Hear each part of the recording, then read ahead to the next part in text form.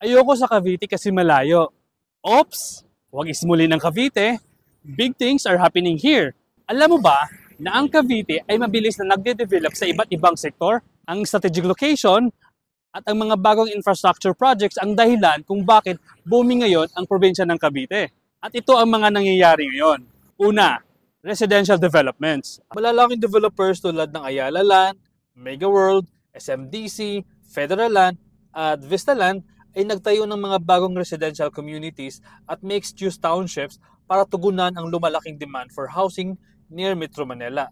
At syempre, proud homeowner tayo dito sa Lancaster New City, isang large-scale master plan community na may mga bahay, schools, at business hubs. Pangalawa, business districts and commercial developments. Maliban sa mga subdivisions at mga commercial centers, alam mo ba na nagsisimula na din bumangon ang mga malalaking business districts dito sa Cavite?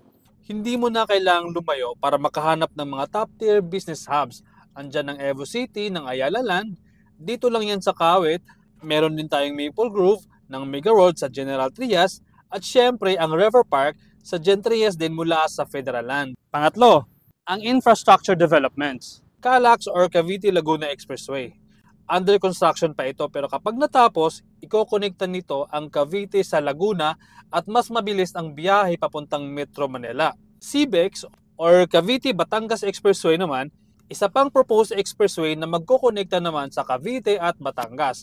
Mag-i-increase ito ng trade, commerce at tourism sa dalawang probinsya. Another one, LRT Line 1 Extension.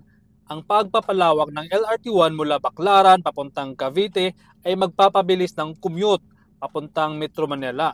Magkakaroon ng stop sa Niog, Bacoor at iba pa.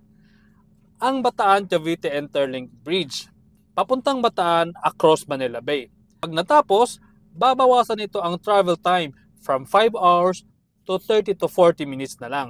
Malaking tulong ito para ma-decongest ang Metro Manila. Makakatulong ito sa pag-boost ng trade at mapapabilis ang connections ng industrial zones tulad ng sa Bataan at dito sa Cavite. Magbubukas din ito ng mga bagong economic opportunities sa probinsya dahil ikokonekta nito ang Cavite sa Northern at Central Luzon. Yan ang future ng Cavite. From world-class business districts to thriving residential communities, Cavite is growing fast. At syempre, hindi mo gusto maiwan sa mga pagbabago.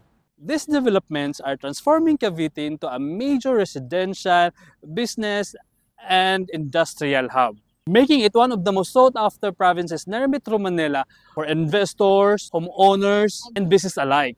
My name is Jess and see you in Cavite.